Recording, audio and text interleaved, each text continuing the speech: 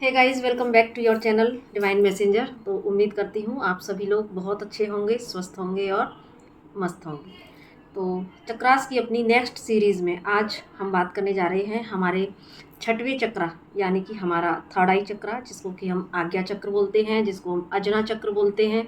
और इससे पहले के सभी चक्रास के लिए आप प्लेलिस्ट में जाकर वो सारी वीडियोस को देख सकते हैं। वहाँ पर काफ़ी डिटेल में मैंने चक्रास के बारे में, उनकी रेमेडीज़ के बारे में भी बताने की कोशिश की है।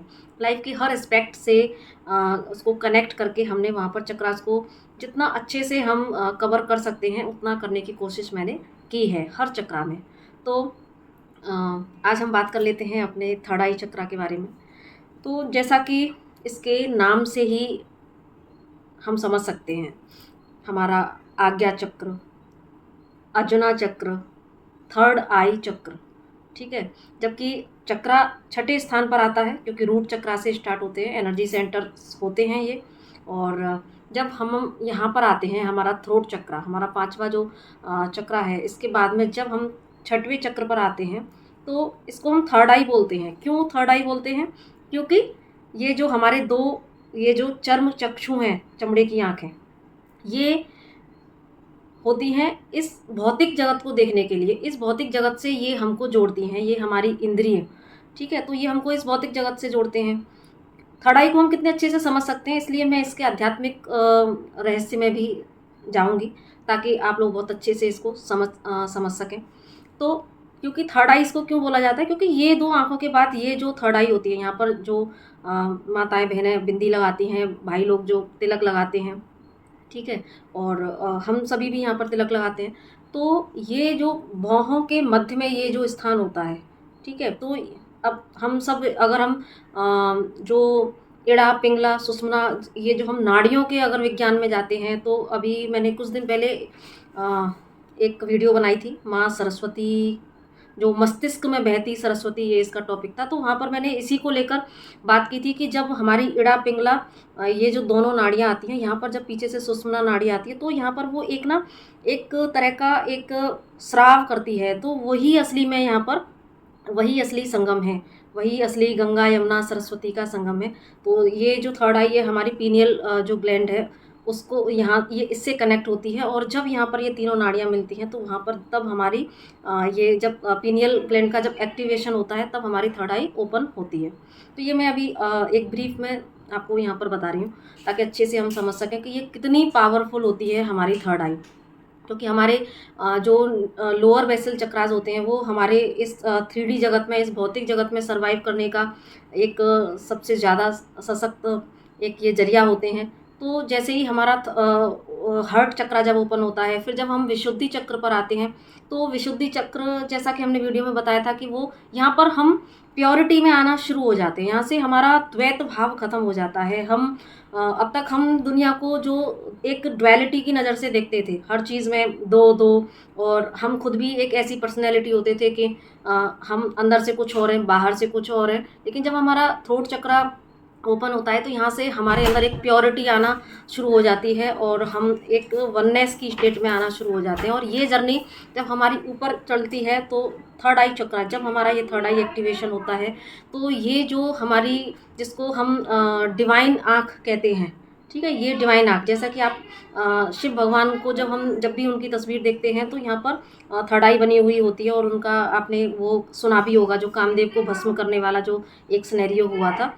तो यहाँ पर भगवान शंकर के यहाँ पर थर्ड आई को शो करना, ये इस बात का प्रमाण है कि ऐसी ही थर्ड आई हर व्यक्ति के अंदर है, जिसको कि हम यहाँ पर छठे चक्रा के नाम से जानते हैं, थर्ड आई चक्रा के नाम से जानते हैं, आज्ञा चक्र, अजना चक्र।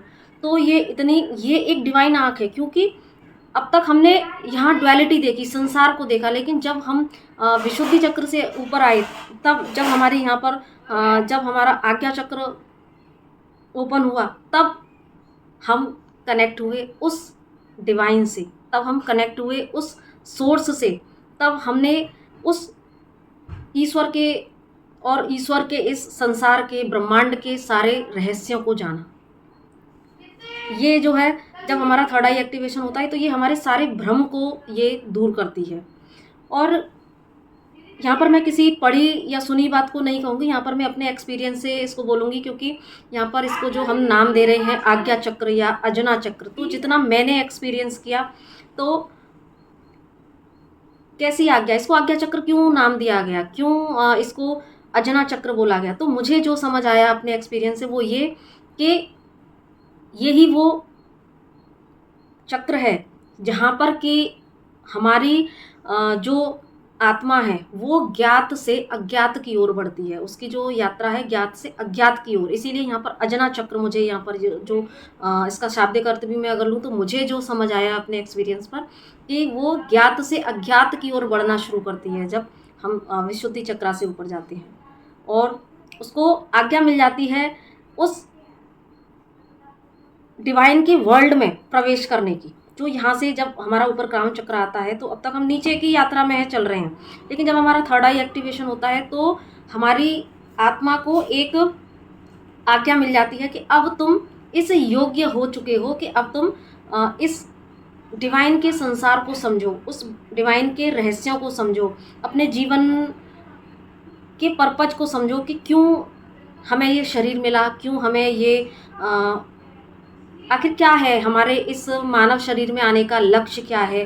तो ये सारी चीज़ें हमारे थर्ड आई एक्टिवेशन के बाद, यहाँ इस चक्रा पर आने के बाद हमें ये चीज़ें समझ में आती हैं। तो अब हम अपने ऊपर सॉरी इतना काम कर लेते हैं कि हम प्योर होना शुरू हो जाते हैं। हम एक्चुअली विशुद्धि चक्रा पर आकर हमारे अंदर हम इस लायक हो जाते हैं कि हम तंत्र को भी समझने लगते हैं, वो तरह तरह की विद्याओं को हम समझने लगते हैं। तो यहाँ से हमारी एक खोज का जो स्तर है वो ऊपर उठता है कि हम जानें कि वो सत्य क्या है, ईश्वर क्या है, मैं क्यों धरती पर आया, मेरा क्या लक्ष्य है। तो यानी कि कह सकते हैं कि ये जो भौतिक जगत, जो अब तक हम इस भौतिक जगत में रह रहे हैं, तो हमें सारी चीज़ें समझ में आने लगती हैं कि ये यानी इल्यूज़न, माइंड के जो इल्यूज़न है वो हटने लगते हैं, भ्रम हटने लगता है। क्योंकि थर्ड आई इल्यूज़न और इंट्यूशन, ये दोनों हम इससे देख सकते हैं। क्योंकि जब हमारी थर्ड आई ब्लॉक होती है तो हम अपने इंट्यूशन को नहीं सुन पाते। थर्ड आई इंट्यूशन का केंद्र है, ये हमारे सबकॉन्शियस माइंड का केंद्र है, और हम जब ये हमारी एक्टिवेट नहीं होती, हम तब तक हम अब नीचे लोअर चक्रास पर होते हैं, तो हम जो है इल्यूज़न में फंसे रहते हैं। तो जब हमारी यात्रा ऊपर की तरफ बढ़ती है तो हमें समझ में आता है कि ये सिर्फ एक भ्रम है, ये एक मायाजाल है, और हमें इससे भी ऊपर कुछ उठकर कुछ करना है, कुछ पाना है। तो एक ये आत्मा निकल पड़ती है उस ईश्वर के साम्राज्य को समझने के लिए, उस ईश्वर के साम्राज्य में प्रवेश करने के लिए वो रेडी हो जाती है, वो उस लायक हो जाती है कि वो ईश्वर के साम्राज्य को समझ सके। तो ये मैंने थर्ड आई के बारे में इतनी सारी चीज़ें आपको लगभग 8-9 मिनट तक दे दी है, ठीक है। क्योंकि वीडियो ये लंबी हो सकती है, क्योंकि मुझे यहाँ पर टाइम पीरियड नहीं देखना है। तो बाकी आप, क्योंकि मैं चाहती हूँ कि जितना मैंने नॉलेज गेन की, जितना मैंने एक्सपीरियंस किया, तो भले ये वीडियो लंबी हो जाए, तो जिसको सुनना होगा तो वो डेफिनेटली पूरा सुनेगा ही सुनेगा। और मैं आपसे रिक्वेस्ट करूँगी कि आप सुने तो बहुत कुछ जानकारी आपको इससे मिलेगी। तो प्लीज़ एंड तक आप इस वीडियो में ज़रूर से बने रहिएगा, भले ही फास्ट करके सुन लीजिएगा। फिर तो हाँ, हम बात कर रहे थे, ये हमने थर्ड आई के बारे में इतनी बात की, और इसका जो एलिमेंट है डेफिनेटली स्पेस एलिमेंट है। और यहाँ पर अगर हम इसको देखते हैं तो वो 2 दल का, क्योंकि सारे चक्रास में हमने एक कमल पुष्प को देखा है ना, पंखुड़ियों वाले, जिसकी अलग अलग संख्याओं में कमल पुष्प होते हैं। तो यहाँ पर ये जो पुष्प होता है वो 2 दल का कमल होता है, ठीक है। और जब हमारे चक्रास ब्लॉक होते हैं, इनएक्टिवेट होते हैं, तो वो एक बंद कमल के फॉर्म में, बंद फ्लावर के रूप में हमको दिखते हैं। लेकिन जैसे ही हम उन पर अपना काम करना शुरू करते हैं तो वो पंखुड़ियाँ इस तरीके से खुल जाती हैं, ठीक है। तो ये हमारा थर्ड आई चक्रा में 2 दल का वहाँ पर कमल बताया जाता है। और इसके जो देवता होते हैं, क्योंकि हर चक्रास में हमने देवता के बारे में बात की है, तो इसके जो देवता होते हैं वो यहाँ पर साक्षात पर ब्रह्म होते हैं। अब पर ब्रह्म कौन होते हैं, क्योंकि अब तक हम ईश्वर के बारे में बहुत जानते हैं कि ईश्वर शिव, विष्णु, या जैसा भी माता, जो भी हैं, हमने ईश्वर को विभिन्न रूपों में हम देखते हैं, जानते हैं, समझते हैं। तो यह पर ब्रह्म थर्ड आई एक्टिवेट हुआ, मतलब जो पर ब्रह्म है, पर ब्रह्म के बारे में कबीरदास जी ने कहा है कि पार ब्रह्म के तेज को कहो कैसा है उन्मान, कहे वे को शोभा नहीं देखत ही परमान। यानी कि कबीरदास जी ने पर ब्रह्म को कैसा बताया कि वो पर ब्रह्म जो जिसमें से ही सारे अवतार हुए, जो सृष्टि का सार है। जब सृष्टि नहीं थी वो तब भी था, जो सृष्टि नहीं रहेगी वो तब भी होगा। तो यानी कि पर ब्रह्म, यानी कि जहाँ से ही ईश्वर अवतार लेके आते हैं वो परम प्रकाश, क्योंकि अपने शुद्ध पवित्र और शाश्वत रूप में जो ईश्वर है वो परम प्रकाश है। और जब हमारी आज्ञा चक्र, जब हमारी थर्ड आई चक्रा खुलता है तो हमें सबसे पहले यहाँ पर उसी पर ब्रह्म का साक्षात्कार होता है। तो इसलिए ये थर्ड आई चक्र इतना इम्पोर्टेंट हो जाता है कि ये हमें ईश्वर से जोड़ता है।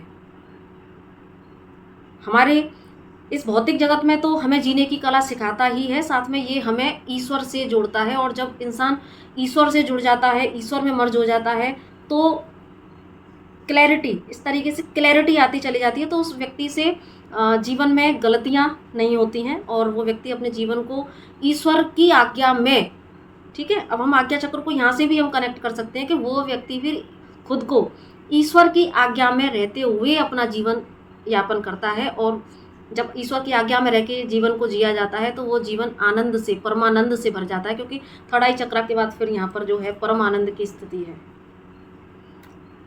ठीक है, यहाँ पर भी है। और तो फिर जीवन, फिर गलतियाँ नहीं होती, फिर जीवन एक एनलाइटमेंट में कंप्लीट इंसान टैप कर जाता है और एक इनर हैप्पीनेस की, जॉय की स्टेट में वो चला जाता है। तो इतनी पावरफुल है ये थर्ड आई। अब इसका जो कलर है वो इंडिगो कलर बोलते हैं, जिसमें कि कुछ ब्लू और पर्पल का कॉम्बिनेशन जिसमें कि हम मैच कर सकते हैं। ठीक है, तो ये तो इतनी सारी चीज़ें इसके बारे में रही। अब हम बात कर लेते हैं कि जब हमारा थर्ड आई चक्रा, देखो दो ही स्थिति होती हैं, या तो इनएक्टिव होता है या फिर ओवर एक्टिव हो जाता है। तो अब दोनों ही स्थितियां घातक होती हैं, ना तो इनएक्टिव होना चाहिए ना ओवर एक्टिव होना चाहिए, बैलेंस होना चाहिए।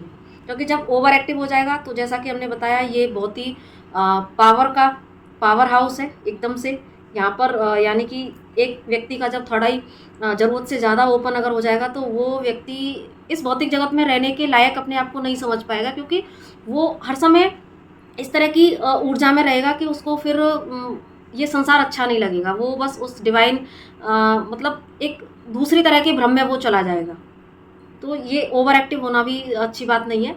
और इनएक्टिव जब होता है या ब्लॉकेज इस पर होते हैं तो क्या चीज़ें होती हैं, तो क्या होता है कि व्यक्ति एक तो डिसीज़न नहीं ले पाता लाइफ में, वो व्यक्ति हमेशा भ्रम की स्थिति में बना रहता है।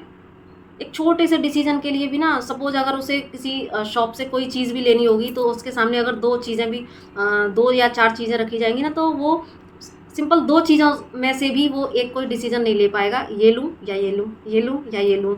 तो अगल बगल वालों से पूछेगा आप ही बता दो ज़रा ये ठीक है क्या, है ना। तो इस तरीके से एक छोटी चीज़ के लिए यहाँ से फिर क्रिएट होती है कोडिपेंडेंसी, क्योंकि उसके पास खुद की निर्णय की क्षमता जो होती है वो इतनी वीक हो जाती है कि वो एक तो ना इतने भ्रम में रहता है कि उसको समझ में ही नहीं आता, इतना भ्रम रहता है।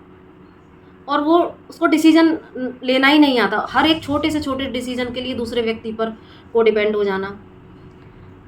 दूसरा, हमेशा कन्फ्यूज़न, क्योंकि यहाँ से एक कन्फ्यूज़न की स्थिति भी क्रिएट होती है। जब डिसीजन नहीं लेगा कन्फ्यूज़न रहेगा। इनफैक्ट अपनी लाइफ के जो गोल है उनके लिए वो कन्फ्यूज़ रहेगा कि मैं कौन सी, अगर स्टूडेंट है या कोई जॉब फील्ड में जाना है या पर्टिकुलर कोई अपना रिलेशन भी अगर है, तो मैं इस लड़के से या इस लड़की से ये मेरे लिए सही पार्टनर रहेगा या नहीं रहेगा, या ये रिश्ता मेरे लिए ठीक है या नहीं ठीक है, या ये जॉब मेरे लिए अच्छी है, या मैं कौन सी उसमें लाइन में जाऊं अपने कैरियर में। तो हर लाइफ की हर एक छोटी सी चीज़ में, इवन रोज़मर्रा की चीज़ में भी, आज मैं क्या बनाऊं क्या नहीं, इन छोटी से छोटी चीज़ों में भी वो इतना ज़्यादा खुद को कंफ्यूज कर लेगा कि फाइनली उसको किसी और से ही डिसीजन लेना पड़ता है कि भाई आप बता दो मुझे क्या करना है। तो इतना को डिपेंड हो जाता है। और इसके पीछे फिर चलती है ओवर थिंकिंग। ऐसा व्यक्ति जिसका थर्ड आई ब्लॉक है या इनएक्टिव है, ओवर थिंकिंग, हद दर्जे की ओवर थिंकिंग या तो पास्ट में रहता है या फ्यूचर में। तो ओवर थिंकिंग, पास्ट में ऐसा क्यों हुआ या फ्यूचर में क्या होगा आगे, तो ये पास्ट और फ्यूचर के सिनेरियो में ओवर थिंकिंग करते रहना। और साथ में फिर चलती है ओवर एनालिसिस। अगर कोई छोटी सी चीज़ भी करनी है तो उसमें फिर ओवर एनालिसिस की स्टेट में चला जाता है कि ये चीज़ ऐसे करूँगा तो ठीक रहेगा ना, ऐसे होगा तो ठीक रहेगा ना, इसका कहीं ये तो नहीं होगा, इसका कहीं ऐसा तो नहीं होगा। तो यानी कि बहुत ज़्यादा ओवर एनालिसिस और ओवर थिंकिंग की स्टेट में वो बंदा चला जाता है। और वैसे जब इनएक्टिव या ब्लॉक होता है थर्ड आई चक्रा, तो व्यक्ति का फोकस भी नहीं होता, लाइफ का कोई उसको एम क्लियर नहीं है कि मुझे करना क्या है लाइफ में, कोई गोल नहीं है। ऐसे व्यक्तियों का कोई गोल नहीं होता, दूरदर्शिता नहीं होती, दूर तक वो देख ही नहीं पाता क्योंकि ब्लॉक्ड है। तो दूरदर्शिता नहीं है, दूर तक सोचेगा ज़रूर बहुत सारी चीज़ें, ओवर एनालिसिस ज़रूर करेगा लेकिन फिजूल की बातों में। लेकिन जीवन का क्या गोल है, जीवन का क्या लक्ष्य है, उस तरफ फोकस नहीं रहता। और वैसे भी किसी भी चीज़ में फोकस उसका रहता ही नहीं है, वो व्यक्ति फोकस नहीं कर पाता किसी भी चीज़ में, बस सोचना सोचना सोचना। और ऐसा व्यक्ति जब खुद डिसीजन नहीं ले पा रहा, कंफ्यूज है और दूसरों पर को डिपेंड है, तो ऐसा व्यक्ति फिर सेल्फ डाउट की एनर्जी में भी चला जाता है, खुद की वैल्यू नहीं कर पाता, खुद को सेल्फ वर्दी नहीं, वो वर्दी नहीं समझता। वो सोचता है मैं एक छोटा सा भी डिसीजन नहीं ले पाता, तो कहीं ना कहीं फिर परेशानी होती है। तो उसको ऐसा लगता है जैसे कि मेरा जीवन तो, जब उसको कोई जीवन का अपने आप को सक्षम नहीं पाता, वर्दी नहीं पाता, तो उसको ऐसा लगता है कि जैसे मेरा जीवन तो बेकार है और कोई लक्ष्य नहीं है जीवन को, मैं इतना सा भी छोटा सा डिसीजन नहीं ले पाता। तो इस तरीके से वो एक तो विक्टिम वाली एनर्जी में भी चला जाता है, क्योंकि क्लैरिटी नहीं होती लाइफ में, उसके जो विज़न है अनक्लियर होते हैं लाइफ को लेके, फोकस नहीं है। और जो थॉट्स हैं, इतना थॉट्स, क्योंकि बताया ना ओवर थिंकिंग इतना करता है कि थॉट्स इतने चलते हैं कि उन थॉट्स के चलते लास्ट में जाके उसका कोई निचोड़ नहीं निकलता, कोई निष्कर्ष नहीं निकलता। फाइनली बस वो व्यक्ति सिर पकड़ के बैठ जाता है कि ये ब्लॉक थर्ड आई चक्रा के ही सिम्टम है कि बस व्यक्ति ऐसे बैठ गया। ठीक है, अक्सर हम देखते हैं ना कि यहाँ पर हाथ रख के बैठ जाता है या सिर पे हाथ रख के बैठ जाता है। इसका मतलब ये इशारा है, हमारे जो इंद्रियां हैं, कर्मेंद्रियां, वो ऑटोमेटिक हमें इस तरीके से सिम्टम्स देती हैं कि देखो ये क्यों हमारा हाथ यहाँ पर ही जाता है, क्यों क्यों यहाँ जाता है, क्योंकि ये इशारा है कि भाई ये ब्लॉक्ड है और इस पर काम करने की ज़रूरत है। तो आप समझ सकते हैं कि जो व्यक्ति का विज़न क्लियर नहीं है, लाइफ को लेकर कोई एम नहीं है, सेल्फ वर्थ इश्यूज़ आ रहे हैं, खुद के जीवन को वैल्यू नहीं कर रहे हैं, तो ऐसा व्यक्ति का जो जीवन है वो बहुत ही बोझिल सा, और उसको कोई क्लियर नहीं है। बस जब रोज़ के ही हम चीज़ों में कोई डिसीजन नहीं ले पाते, तो यहाँ पर एक अजीब सी एनर्जी क्रिएट होती है। और वो क्योंकि यहाँ पर जब थर्ड आई चक्र ब्लॉक होता है या इनएक्टिव होता है, तो वो कहीं ना कहीं, जैसे हमने बताया ना, ये डिवाइन से कनेक्ट होने का चक्र है। तो डिवाइन से भी हमारे बीच में ना एक डिसकनेक्टिविटी हो जाती है, डिवाइन से हम कनेक्ट नहीं हो पाते, तो डिवाइन से हमें कोई भी गाइडेंस नहीं मिल रही होती है, इंट्यूशन को हम नहीं सुन पाते हैं। तो जब इंट्यूशन नहीं सुन पाते तो जीवन में हमसे गलतियां बहुत होती हैं, गलत डिसीजन लेते हैं, या कई बार जब हम दूसरों के डिसीजन से चलते हैं तो वहाँ पर भी हमारे जीवन में ज़रूरी नहीं है कि वो डिसीजन दूसरों के हमारे अकॉर्डिंग हो, तो वहाँ पर हम कहीं ना कहीं दूसरों के हाथ की कठपुतली भी बनते हैं, और साथ में हम हमारे लाइफ में वो मिस्टेक्स होने की, गलत डिसीजन होने की जो चांसेस है वो ज़्यादा बढ़ जाते हैं। तो इस तरीके से कहीं ना कहीं इस तरह का जीवन बहुत ही पेनफुल होता है, जहाँ पर कि हम अपने इंट्यूशन को सुन ही नहीं पाते हैं।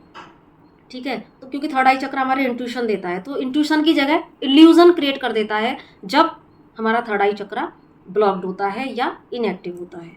और जब ज़्यादा एक्टिव होता है तो हमने आपको बताया ही कि वो फिर वो उस समय भी इल्यूजन क्रिएट होता है, वो व्यक्ति खुद को ही सर्वे सर्वा समझना, और बस के जो कुछ है बस ईश्वर से ही चीज़ें आ रही हैं, तो यहाँ पर थोड़ा सा अहम भाव भी बढ़ जाना, और या फिर इस संसार से पूरी तरीके से ऐसा विरक्ति हो जाना कि वो अपने 3D के ही काम काज छोड़ के बैठा है बंदा और कुछ कर ही नहीं रहा। तो इस तरह की चीज़ें यहाँ पर जनरेट होती हैं।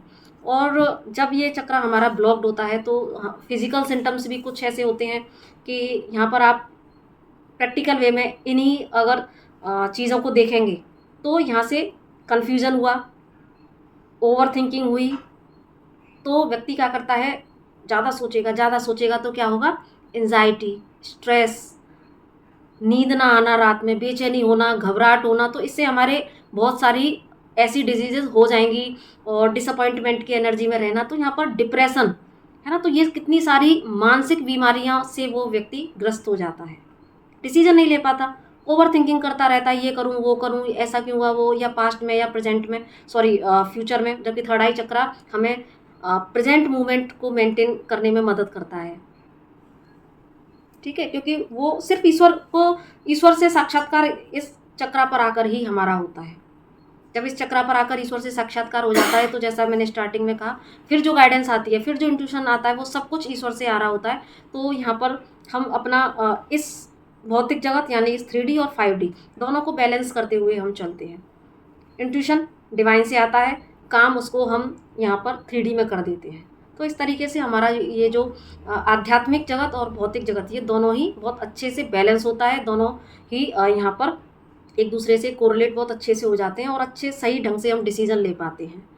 तो जब ये ब्लॉक होता है और तो इस तरह की बीमारियां यहाँ पर जनरेट हो जाती हैं। बहुत सारा यही एंजाइटी, स्ट्रेस, नींद ना आना, और इसकी वजह से जो है और हमें आँखों में प्रॉब्लम हो जाती है, विजनरी पावर हमारी वीक हो सकती है, हमें यहाँ नाक में ये साइनस वाली भी ऐसी प्रॉब्लम हो सकती है, कान में कुछ प्रॉब्लम्स हो सकती हैं। तो ये जो इतना एरिया है वो सारा जो है हमारा थर्ड आई चक्रा से रिलेट करता है। तो इसी से रिलेटेड यहाँ पर हमारी कुछ बीमारियाँ भी हो जाती हैं। अब ये सारी चीज़ें हमने कर ली, अब हम आते हैं रेमेडियल पार्ट पर, क्योंकि हमने थर्ड आई चक्रा के बारे में बहुत कुछ अच्छे से जान लिया। और उसके बाद में हमने इसकी जब इनएक्टिव या ओवर एक्टिव होता है तब क्या होता है वो भी हमने जान लिया। अब हम यहाँ पर रेमेडी के पार्ट में जाते हैं। तो रेमेडी पार्ट में सबसे पहले जैसे कि हर चक्रास में बताया गया है, जो चक्रास के बीज मंत्र होते हैं वो बहुत ही ज़्यादा पावरफुल तरीके से काम करते हैं। तो अपने थर्ड आई चक्रा को ओपन करने के लिए हम ओम बीज मंत्र का चैंट कर सकते हैं। और जब ओम बीज मंत्र का चैंट करेंगे तो जैसा कि हमने कलर आपको बताया था, तो वो हम कलर भी यहाँ पर विजुलाइज कर सकते हैं। जैसा इंडिगो कलर हम यहाँ पर विजुलाइज करें और वो कलर यहाँ हमारा, क्योंकि आगे पीछे हमारी स्पाइनल कॉर्ड से और इस तरीके से एक्सपेंड होता जाता है, तो वो एक्सपेंड वाले वे में हम उस कलर को विजुलाइज कर सकते हैं। जैसे कि वो कलर बढ़ता जा रहा है, बढ़ता जा रहा है, और आप यहाँ पर ध्यान लगाएं, ठीक है। और बीज मंत्र का उच्चारण करें, और बीज मंत्र को बहुत ही, और उसकी फ्रीक्वेंसी का बहुत ध्यान रखें, उसी पर्टिकुलर फ्रीक्वेंसी पर आपकी वो ध्वनि जाए। तो उस तरीके से आपको ओम मंत्र का यहाँ पर बीज मंत्र का चैंटिंग करनी है, कलर विजुलाइज करना है, और थर्ड आई पर यहाँ पर ध्यान लगाते हुए करना है। और साथ में कुछ लोग थर्ड आई के लिए यहाँ पर त्राटक भी कर सकते हैं। हाँ, एक इम्पॉर्टेंट बात कि थर्ड आई चक्रा, क्योंकि ईश्वर से जोड़ने का वो चक्रा है, उस डिवाइन वर्ल्ड से जुड़ने का चक्रा है, तो ये बहुत ही ज़्यादा पावरफुल है। और जब ये ओपन होता है तो यहाँ पर, क्योंकि ब्रह्मांड में हर तरीके की एनर्जीज होती हैं, पॉजिटिव और नेगेटिव, तो कहा यह जाता है और ये सत्य भी है कि एक गुरु के सानिध्य में ही हमें अपने थर्ड आई चक्रा पर काम करना चाहिए, क्योंकि थर्ड आई चक्रा में बहुत असीमित पावर है। और जब हमारा ये एक्टिवेट होता है तो यहाँ पर कुछ इसके बैड इफेक्ट भी हमको देखने को मिलते हैं अगर हम किसी गुरु के सानिध्य में इसको नहीं करते, क्योंकि आपसे हो सकता है कि इसकी जो पावर है वो आपको संभालना भी ना आए। तो इसीलिए बिना किसी गुरु के सानिध्य में हमको इसको खोलने का प्रयास नहीं करना चाहिए, क्योंकि अगर आप ऐसा करते हैं तो यहाँ पर आप खुद रिस्पॉन्सिबल होंगे। और क्योंकि इसमें असीमित इतनी पावर होती है, यहाँ पर आप वो पावर्स को झेलने की जो क्षमता है वो आपको सिर्फ और सिर्फ वो गुरु ही आपको दे सकते हैं। वो ईश्वर, चाहे आपका कोई शरीर रूप में गुरु, जिनको खुद जो अपने ऊपर बहुत काम कर चुके हैं, या फिर आप ईश्वर को साक्षात गुरु बनाकर तब आप उनके सानिध्य में ही इस पर वर्क करें, अदरवाइज आप इसको इस तरीके से ना करें। और क्योंकि यहाँ पर जब ये चक्रा ओपन होता है तो जैसा मैंने बताया कि बहुत सारी दूसरी तरह की डार्क एनर्जीज भी आपसे कनेक्ट कर सकती हैं। तो यहाँ पर एक तो ये ऑलरेडी खुद ही इतना पावरफुल है कि यहाँ पर आपसे तरह तरह की डिवाइन जो योगिनी हैं या तरह तरह की जो शक्तियाँ हैं वो ही आप उनका ही तेज, पहली बात तो नहीं हम बियर कर पाते हैं, और दूसरा यहाँ पर कुछ ऐसी एनर्जीज भी आपसे कनेक्ट कर सकती हैं। इसीलिए यहाँ पर इस चक्रा को जो है गुरु के सानिध्य में ही करें तो ज़्यादा बेटर है, और बाकी ईश्वर इष्ट को गुरु बनाकर आप ये कर सकते हैं। और दूसरा हम बताते हैं कि कुछ लोग, क्योंकि हमें जो लोग साधक हैं, जो लोग उसको पूरी तरीके से एक्टिवेट करना चाहते हैं, तो ये उनके लिए है। बाकी अगर आप अपनी लाइफ को बहुत अच्छे से बस चलाना चाहते हैं बैलेंस वे में, और हमारा चक्रा काम करता रहे, हम डिवाइन से कनेक्ट रहें, तो उसके लिए हाँ, आप फिर भी गुरु की ज़रूरत तो पड़ेगी, लेकिन फिर भी आप यहाँ पर एक छोटे छोटे प्रयास से, क्योंकि जब आप चाहें त्राटक हम कर सकते हैं, है ना, जिसमें कि आप कैंडल या दिया सामने रखकर और यहाँ पर आप उसकी दिए की लौ को देखते हुए आप त्राटक कर सकते हैं। आप चंद्र त्राटक भी कर सकते हैं, लेकिन फिर भी मैं बार बार गुरु के लिए ज़रूर से बोलूँगी इस विधि, इन सारी ही चीज़ों के लिए। और क्योंकि जब भी थर्ड आई एक्टिवेट होती है तो आपको बहुत सारी चीज़ों का सामना करना पड़ता है, तो इसीलिए बहुत ज़रूरी है। बाकी आप अगर धीरे धीरे धीरे धीरे जब ईश्वर को भी गुरु मानकर बनाकर जब आप ये ईश्वर को सरेंडर करते हुए उनकी ही छत्र छाया में जब आप इस पर काम करते हैं, तो यहाँ पर फिर आप ये सारी चीज़ें कर सकते हैं डेली टू डेली। जैसे कि मैंने आपको बीज मंत्र बताया, उसके बाद में त्राटक मैंने आपको बताया। ठीक है। सॉरी, मुझे एक्चुअली बहुत दिन से cold and cough and fever हो रहा था, तो इसीलिए मैं लॉन्ग वीडियो भी नहीं बना पाई थी काफ़ी टाइम से। तो हाँ, उसके बाद में देखो रेकी मदर को भी मैं यहाँ पर इंक्लूड करूँगी, क्योंकि रेकी मदर से भी, क्योंकि मैंने अपने हर चक्रास की सीरीज़ में बताया है, रेकी मदर आपके चक्रास को ओपन करने में, बैलेंस करने में आप बहुत बहुत इंपॉर्टेंट रोल प्ले करती हैं। तो जो लोग रेकी जानते हैं तो वो लोग रेकी माँ की मदद से आप जो है अपने चक्रास को बैलेंस कर सकते हैं। तो रेकी इसमें बहुत ही इंपॉर्टेंट रोल प्ले करती है। और बाकी आप उगते हुए सूरज के सामने, क्योंकि स्पेस एलिमेंट है इसका, तो यहाँ पर आप जब भी इससे रिलेटेड कोई भी मेडिटेशन करें तो बहुत कोशिश करें कि आप इसको खुले आसमान के नीचे करें। दूसरा, अगर उगते हुए सूरज को अगर देखकर आप करते हैं, या डूबते हुए सूरज को भी अगर आप देखकर उसको भी लगातार देखते हुए जब आप ये चक्रा मेडिटेशन करते हैं, या सिंपल डीप ब्रीथ के साथ में सूरज को आप देखते हैं उगते हुए या छिपते हुए, तो भी वो, क्योंकि सूरज की रोशनी को आप एब्जॉर्ब करें। क्योंकि जब हमारा थर्ड आई चक्रा खुलता भी है ना, तो भी हमको जहाँ जो सबसे पहले जो परम प्रकाश दिखता है ना, वो एक सूर्य का गोला जैसा। जैसे जब अर्जुन का जब थर्ड आई एक्टिवेट हुआ था, तो उसने क्या बताया था श्री कृष्ण भगवान को कि मैं यहाँ पर इतने सूर्य को एक साथ देख रहा हूँ जैसे कि हजारों सूर्य ब्रह्मांड में एक साथ उदय हो गए हों, है ना। तो इस तरीके से इतना प्रकाश उसने यहाँ पर देखा, क्योंकि ये भाई इसकी जो क्षमता है असीमित है ये यहाँ पर। इसीलिए मैंने बोला ना कि जब ये अगर एकदम से जब ये एक्टिवेट होता है तो इसका तेज सहन भी नहीं कर सकता इंसान। तो इसलिए यहाँ पर मैंने आपको ये सारी चीज़ें बोली हैं। अब जब आप हम क्या बात कर रहे थे, हाँ, सूर्य को देखते हुए तब आप सूर्य के सामने भी इस मेडिटेशन को कर सकते हैं। और दूसरा, वाइट लाइट मेडिटेशन भी इसमें बहुत ही इम्पोर्टेंट रोल प्ले करता है। आप यूनिवर्स से आती हुई डीप ब्रीथ लेते जाएं, और डीप ब्रीथ के साथ में आप यूनिवर्स से वाइट डिवाइन लाइट को अपने अंदर पोर होते हुए देखें। ठीक है। तो ये भी आपके जो है एक तो आपका ऑरा भी क्लीन करता है, और साथ में अगर आप यहाँ थर्ड आई पर इसको स्पेशली विजुलाइज करके करते हैं तो ये आपको बहुत अच्छा रिजल्ट देता है। ठीक है। और दूसरा, आप इसमें आर्केंजल की मदद भी ले सकते हैं। तो आर्केंजल माइकल, जो लोग आर्केंजल से कनेक्टेड हैं, तो आर्केंजल माइकल और आर्केंजल जेरेमियल, और बाकी जो आर्केंजल यूरियल, आर्केंजल राजियल, ये भी हमारे विजडम, आर्केंजल यूरियल, हाँ, ये भी हमारे विजडम के देवता हैं। तो खासकर थर्ड आई चक्रा के लिए आर्केंजल जेरेमियल को हम यहाँ पर इनवाइट कर सकते हैं। तो इनकी हेल्प से भी आप, आर्केंजल की हेल्प से भी आप अपने थर्ड आई चक्रा को बहुत अच्छे से एक्टिवेट कर सकते हैं। उनके सानिध्य में भी जब आप करेंगे तो आपको यहाँ पर खतरे की गुंजाइश बहुत कम हो जाएगी, गुंजाइश रहेगी नहीं। ठीक है। क्योंकि आप आर्केंजल्स की प्रोटेक्शन में हैं, उनकी प्रोटेक्शन में जब आप प्रोटेक्शन लेते हुए जब आप कोई भी मेडिटेशन करते हैं इस तरह का अपर चक्रास का, तो यहाँ पर वो एनर्जी को आप संभालने के लायक हो जाते हैं, क्योंकि आप फिर डिवाइन के प्रोटेक्शन में हैं। तो इस तरीके से आप ये वाइट लाइट मेडिटेशन कर सकते हैं, त्राटक कर सकते हैं। और साथ में सबसे पहले डेली टू डेली लाइफ में आप अपनी लाइफ को कुछ इस तरीके से डिज़ाइन कीजिए खुद, उसका रूटीन, कि सुबह उठ के आप अनुलोम विलोम को, प्राणायाम को आप अपनी दिनचर्या में शामिल कर सकें। क्योंकि जब हम अनुलोम विलोम करते हैं तो भी हमारी एड़ा पिंगला नाड़ी है, वो हमारी नाड़ी शोधन होता है, और वो हमारी नाड़ियाँ बैलेंस होती हैं, तो भी हमारा थर्ड आई चक्र एक्टिवेट होता है। साथ में आप भ्रामरी जो प्राणायाम है उसको भी आप कर सकते हैं, क्योंकि जब आप भ्रामरी करते हैं, गले से निकालते हैं, तो हमारा जब ये गला, थ्रोट चक्रा तो एक्टिवेट होता ही है, साथ में हमारा जो क्राउन चक्रा, क्योंकि जब आप यहाँ से आवाज़ सुर निकालते हैं तो उसकी धमक जो है वो यहाँ पर आप गूंज महसूस करेंगे, जिसका कि इस तरीके से यहाँ पर थर्ड आई तक पूरा असर जाता है। तो भ्रामरी भी इसमें बहुत अच्छे से वर्क करता है। बाकी साउंड हीलिंग इसमें बहुत अच्छे से काम कर सकती है। तो पर्टिकुलर उस फ्रीक्वेंसी पर आप साउंड हीलिंग इसके लिए ले सकते हैं। और साथ में आप जो गाइडेड मेडिटेशन आते हैं, तो गाइडेड मेडिटेशन को लगाकर भी आप, क्योंकि इनकी जो फ्रीक्वेंसी होती है उस फ्रीक्वेंसी पर आप गाइडेड मेडिटेशन लगाकर भी और उसको सिर्फ सुनकर भी या तो और या फिर आप खुद चैंट करके इस थर्ड आई चक्रा को एक्टिवेट कर सकते हैं। तो ये सारे हमने इस तरीके से यहाँ पर आपको योग से रिलेटेड कुछ रेमेडी बताई।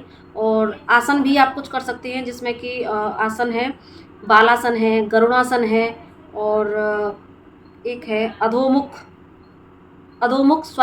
स्वानासन। ठीक है, अधोमुख स्वानासन, ये भी आप इसमें कर सकते हैं। और सर्वांग आसन, ये भी आप इसमें कर सकते हैं। क्योंकि आसन के बारे में मुझे बहुत अच्छे से जानकारी नहीं है, इसलिए थोड़ा मैं हिचक रही हूँ। ठीक है, फिर भी जो मैंने जानकारी कुछ कलेक्ट की, कुछ मेरे खुद का एक्सपीरियंस लाइफ में जो मैंने थर्ड आई से रिलेटेड लिया, कुछ जानकारी जो मैंने इकट्ठा की आप सब तक पहुंचाने के लिए, तो उन सबका निचोड़, क्योंकि मैं चाहती हूँ कि चक्रास की वीडियो मेरी इसलिए लेट में आती है कि मैं वहाँ पर कुछ एक छोटी छोटी चीज़ों को नहीं, मैं चाहती हूँ कि सारी चीज़ें आप तक पहुँचाऊँ। तो अपना दी बेस्ट देना, क्योंकि आपको पूरी की पूरी नॉलेज आप तक पहुँचे। तो इसलिए, क्योंकि अदरवाइज़ देखो यूट्यूब पर सारी चीज़ें मिलती हैं, सबको मिलती हैं, वो सब लोग भी अपना अपना प्रयास कर रहे हैं और सबका ही एक ही मोटिव होता है कि अच्छा कुछ आपको दें, अच्छी कुछ जानकारी दें। तो यहाँ पर मेरा भी वही बस मकसद है कि ज़्यादा से ज़्यादा चीज़ें आपको चक्रास के बारे में मिले, ताकि आप अपने चक्रास पर बहुत अच्छे से वर्क कर सकें। तो इस तरीके से यहाँ पर ये आसन हो गए, प्राणायाम हो गए, और बाकी वही हमेशा की तरह चक्रास को हम उनकी कलर से कोरिलेट करते हुए भी हम रेमेडी कर सकते हैं। तो जैसा इसका कलर है इंडिगो कलर, तो आप ब्लू और पर्पल कलर के जितने भी फ्रूट्स आते हैं, जितनी भी वेजिटेबल्स हैं, और वो आप अपने डेली या लिक्विड भी जो पदार्थ हैं वो भी आप जूस वगैरह वो भी आप अपनी डेली रूटीन में शामिल कर सकते हैं, जब आप इसको एक्टिवेट रखना चाहते हैं तो, या इस पर पर्टिकुलरली काम कर रही हैं तो। बाकी कलर, इस कलर के आप कपड़े भी यूज़ कर सकते हैं, हैंकी के रूप में कर सकते हैं, डेली कभी कभी मतलब हफ्ते में कुछ ज़्यादा टाइम्स आप इस कलर के कपड़ा पहन सकते हैं अगर आप इस पर वर्क कर रहे हैं। बाकी अगर हम क्रिस्टल्स में जाएं, तो क्रिस्टल्स में देखिए जो भी अपर चक्रास के क्रिस्टल्स होते हैं, जैसे एमेथिस्ट है, ठीक है, लैपिस लजूली है, हॉलाइट है, और आपका जो पर्पल फ्लोराइट है वो, और एक ब्लू लेस एगेट। तो इस तरीके के जो भी अपर चक्रास के जो क्रिस्टल हैं वो आप इसमें यूज़ कर सकते हैं। और इनका साथ में आप चाहे तो हाथ में इस तरीके से लेके आप मेडिटेशन कर सकते हैं क्रिस्टल्स को, या आप इनको ज़्यादा किसी भी तरीके से, किसी भी फॉर्म में, जैसे ब्रेसलेट के फॉर्म में, या इस तरीके से आप माला के फॉर्म में, अपने पास ज्वेलरी के फॉर्म में आप इनको अपने शरीर से टच करते हुए पहन सकते हैं। तो ज़्यादा से ज़्यादा आप इनकी एनर्जी को कैरी कर पाएंगे।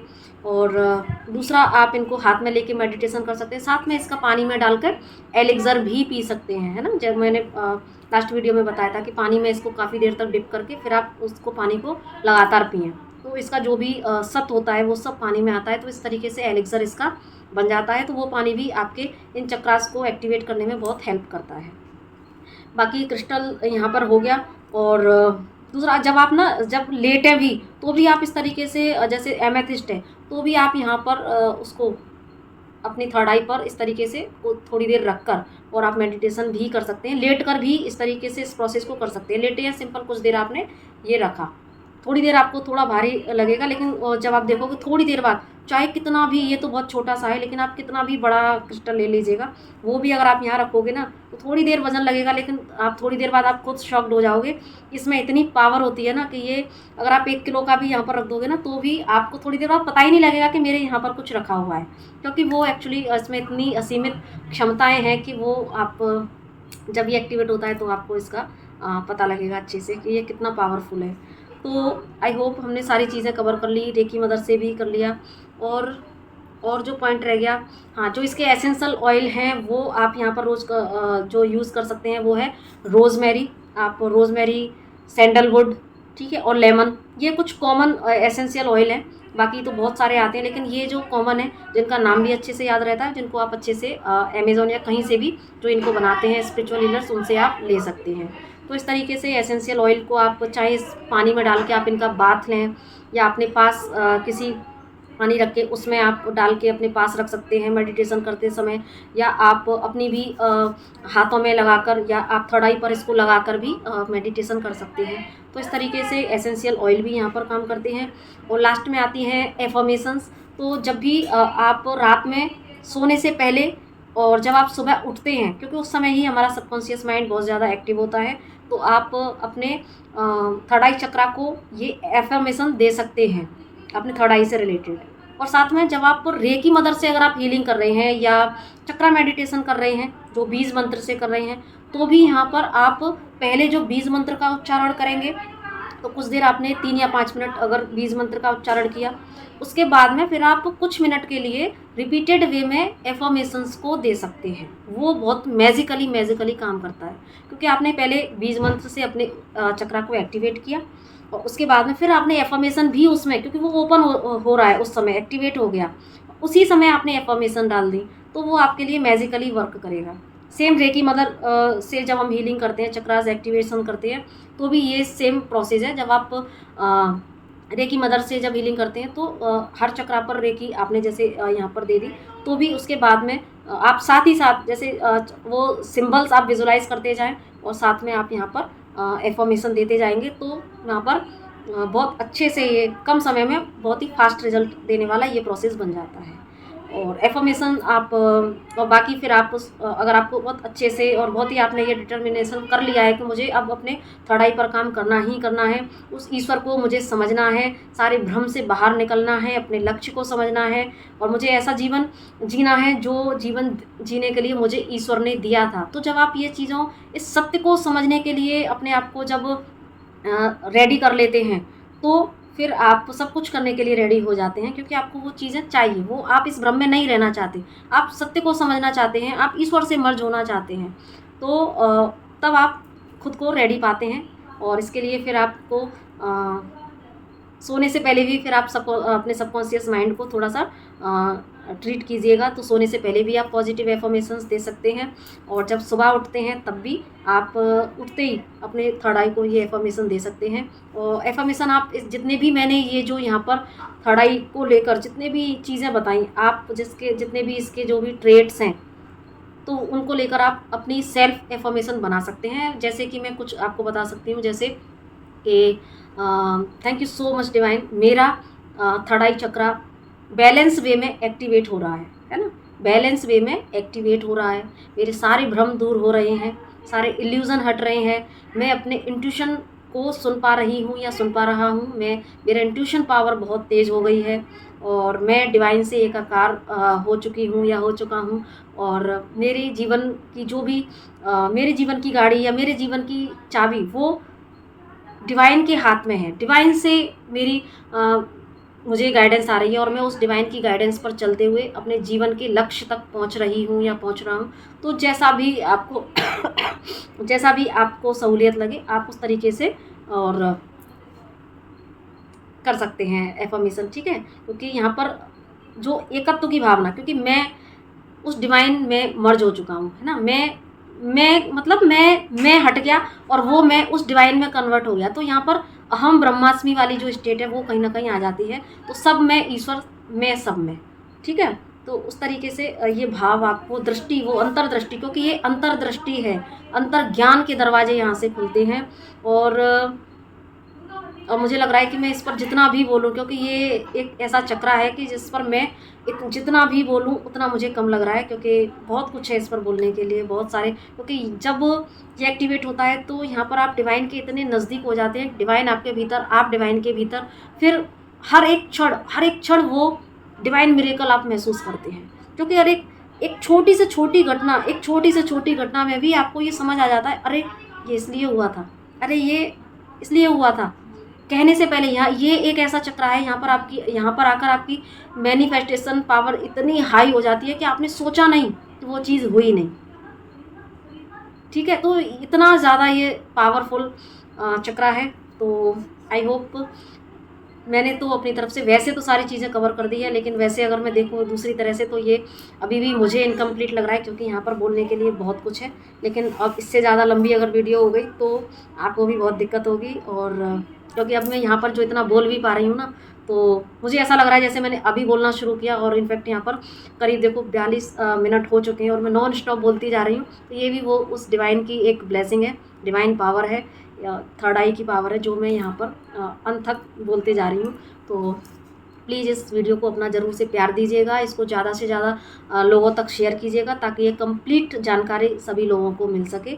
और बाकी अगर आप कुछ नॉलेज देना चाहते हैं तो मैं अपने आप को यहाँ पर ओपन करती हूँ, मैं स्वागत करती हूँ आपके विचारों का। तो अगर आपके पास भी कुछ इससे रिलेटेड हो चीज़ें तो आप ज़रूर से यहाँ पर कमेंट सेक्शन में ज़रूर लिखिएगा, ताकि जो चीज़ मुझसे स्किप हो गई है तो वो जानकारी लोगों से स्किप ना हो। तो आप ज़रूर से अपने व्यूज़ इसमें रखिएगा, और प्लीज़ इसको लाइक शेयर और सब्सक्राइब चैनल को ज़रूर कीजिएगा अगर पहली बार आए हैं तो। इसी के साथ में नमस्ते, राधे राधे।